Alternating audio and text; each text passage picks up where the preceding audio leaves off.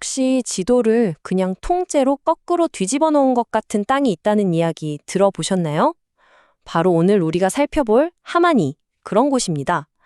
이곳에는요, 우리가 아는 일반적인 지리 상식을 완전히 뒤엎는 아주 흥미로운 이야기가 숨어 있습니다. 자, 바로 이 질문이 오늘 이야기의 핵심입니다. 아니, 어떻게 770m나 되는 저 높은 산봉우리에 배가 다닌다는 그런 이름이 붙을 수 있었을까요? 이 이상한 미스터리를 풀기 위해서 우리는 먼저 하만이라는 땅이 가진 아주 독특한 지형부터 이해해야 합니다. 좋습니다. 그럼 첫 번째 장에서는 하만을 이렇게 특별하게 만든 그 핵심적인 지리적 특징부터 한번 자세히 들여다보겠습니다. 자, 이 단어, 남고 북저. 이거 하나만 꼭 기억해 두세요. 글자 그대로 남쪽은 높고 북쪽은 낮다는 뜻이죠. 이 단순한 네 글자가 바로 하만의 모든 비밀을 푸는 열쇠거든요. 근데 이게 왜 그렇게 특별하냐고요? 자, 화면을 보시면 그 차이가 한눈에 들어올 겁니다. 왼쪽이 우리가 흔히 말하는 명당, 이상적인 땅, 배산임수 지형이에요. 북쪽에 산이 떡 버티고 있어서 찬바람을 막아주고 남쪽으로는 강이 흘러서 햇볕이 잘 들죠. 그런데 오른쪽 하만을 보세요. 와, 이건 정확히 그 반대입니다. 남쪽에 770m짜리 여황산이 떡 버티고 있고요. 북쪽은 강을 향해서 그냥 뻥 뚫려 있어요. 말 그대로 지형이 완전히 거꾸로 뒤집힌 거죠. 자, 그럼 이런 거꾸로 된 땅은 어떤 운명을 가져왔을까요? 하만 사람들은요, 피할 수 없는 말 그대로 저주라고 불릴 만한 두 가지 큰 문제에 부딪히게 됩니다.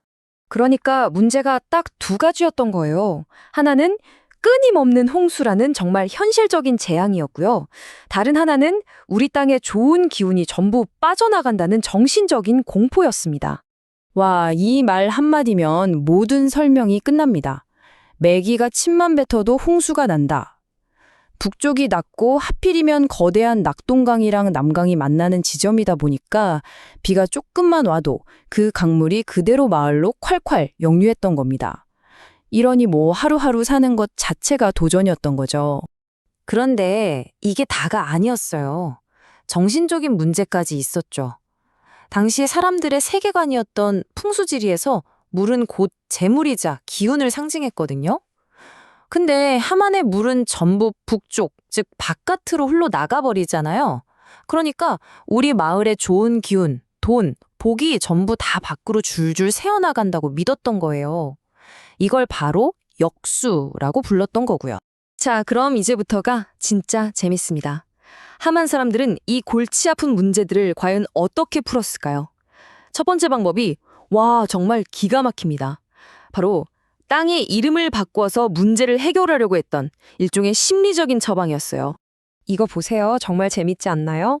남쪽을 딱 막고 있는 가장 높은 770m 산에다가 여황산이라는 이름을 붙인 거예요. 근데 그 뜻이 뭐냐면 배가 다닐 수 있는 곳, 즉 물이 찰랑거리는 낮은 곳이라는 의미입니다. 실제로는 저렇게 높은 산인데 이름으로는 땅을 그냥 꾹 눌러서 낮춰버린 거예요. 그리고 북쪽에선 뭘 했을까요? 네, 정확히 반대로 했습니다. 너무 낮고 허해서 기운이 줄줄 샌다고 생각했던 북쪽 평야에는 대산이라는 이름을 딱 붙였어요. 산을 대신한다는 뜻이죠. 실제로는 없는 산을 이름으로라도 거대하게 세워서 빠져나가는 기운을 막아보려고 했던 겁니다. 이야, 정말 대단한 상상력 아닙니까? 자, 그런데 이름만 바꾼다고 홍수가 멈추진 않겠죠? 당연합니다. 그래서 이런 심리적인 해결책과 함께 하만 사람들은 수세대에 걸쳐서 땅 자체를 물리적으로 바꿔버리는 어마어마한 공사를 시작합니다. 이 하만의 제방이요, 하루아침에 뚝딱 만들어진 게 절대 아니에요. 저 고대 아라가야 시대의 작은 흙무더기에서부터 시작해서 일제강점기를 거치고 1980년대에 이르러서야 마침내 완성된, 이건 거의 수천 년에 걸친 대대손손 이어진 프로젝트였던 거죠. 그렇게 해서 만들어진 제방의 길이가 무려 338km입니다. 338. 서울에서 부산까지가 한 400km 정도 되니까 이게 얼마나 대단한 건지 감이 오시죠? 이것이야말로 자연과 맞서 싸운 하만 사람들의 의지 그 자체였습니다.